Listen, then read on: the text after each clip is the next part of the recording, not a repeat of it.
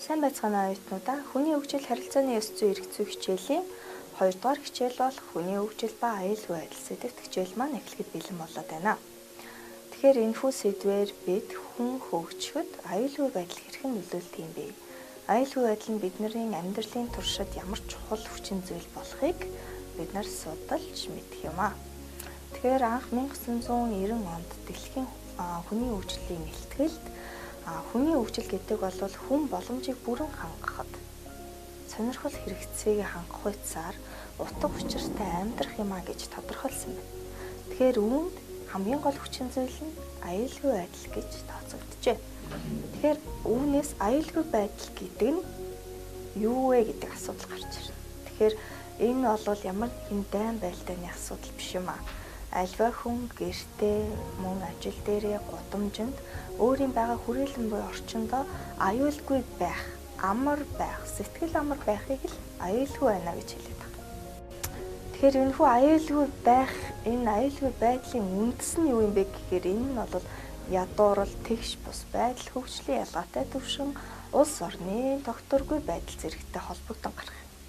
Тиймээс эдгээртэй холбоотой энэ сөрөг байдлууд болох хүчирхийлэл, зөрчил, гэмт халдлага, дарамт шахалт зэрэгдээс хамгаалагдсан байхыг шаардна. Тэгэхээр энэ үүнийг хамгаалагдсан байхыг шаардахын тулд бид нар түүнээс эхлээд сэргийлэх арга хэмжээг авах нь биднэрт хамгийн чухал болоод байна. Тэгэхээр мөн аюулгүй байдалтай холбоотой юм уламжлалт байдал бол бас байсан юм байна. Үүнийг бас тодорхойлж үзэх юм бол аюулгүй байдалтай холбоотой уламжлалт байдал нь хандах чиглэл бол эхлээд төр байсан юм байна. Засаг төр. Харин орчин үед бол ард түмэн болж хувирсан байгаа.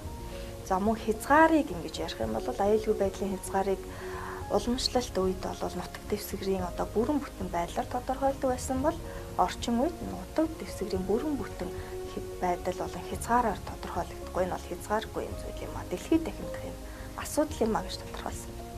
За мөн хамрах хүрээгээ аюулгүй байдлын уламжлалт байдлаар албан ёсны улс төрийн шинжтэй байдлаар тодорхойлсон бол орчин үед нийгмийн эдийн засаг болон улс төрийн хүрээлэн бий орчинтой хамттан тодорхойлсон байна. За мөн шийдвэр гаргалтыг аюулгүй байдлын уламжлалт үед улс төрийн хүрээгээр ингэж шийдвэр гаргадаг байсан бол орчин үед хүний амьдрал ойр юм шийдвэр гаргадаг байжээ. Болсон байна. За мөн аюулгүй байдлын уламжлалт энэ байдалд хариу үйлдэл бол ерөнхийдөө нэг дипломатны байдалтай албатлан шинжтэй байсан бол орчин үед шинжлэх ухаан технологийн олон талт байдлаар шийдвэрлэдэг болсноороо бас ялгаатай гэж авч үзэж байгаа. Тэгэхээр бид нар монгол хүмүүсийн хувьд бас онцлогтой байдаг байх нь монгол хүмүүсийн хувьд аюулгүй байдал гэдэг бол айх зүйлгүй тийм ээ ямар нэгэн гачигдах зовлонгүй байгальд ээлтэй амьдрахаа гэж бас манай монгол судлаачид тодорхойлсон байна. Аюулгүй байдлын 4 шинж чанар байдаг юм байна. Үүнд нэгдүгээр түгээмэл. Энэ бол бүх хүнд хамаатай. Хоёрдугаарт харилцан хамааралтай. Энэ бол бүхий л улсад бид нар бас орж явдаг гэсэн үг. Гуравдугаарт нь урьдчилан сэргийлэх боломжтой. Аюулгүй байдал гэдэг бол. За дөрөвдүгээрт хүнээс өөрөөс нь хамаардаг. Энэ нь болохоор өөрийн болон бусдын төлөө байх чадварыг бас иргэдэс шаарддаг юм байна. Энэхүү 4 асуудал нь аюулгүй байдлын 4 хэв шинжиндээ ордог байна. Тэгэхээр ерөөсөө олон улсын байдлаар хүний аюулгүй байдлыг ангилдаг юм байна. Энэ ангиллалд аюул учруулах магадaltaгаар нь 2, нөлөөлөх хүчин зүйлийн шинж чанараар нь мөн 2 ангилдаг юм байна. Тэгэхээр эхний хүчин зүйл бол аюул учруулах магадлалаар нь 2 ангилдаг. Энэхүү 2 ангиллалд бодит, болцсошгүй гэсэн 2 ангиллалт. Бодит гэдэг ангиллалд байгаль, цагуур, ган гачиг тэгээ мөн манай Монгол улсын хувьд байдаг эрдэс уур амьсгалтай учраас бидний 4 үйлрэл маань ордог юм байна.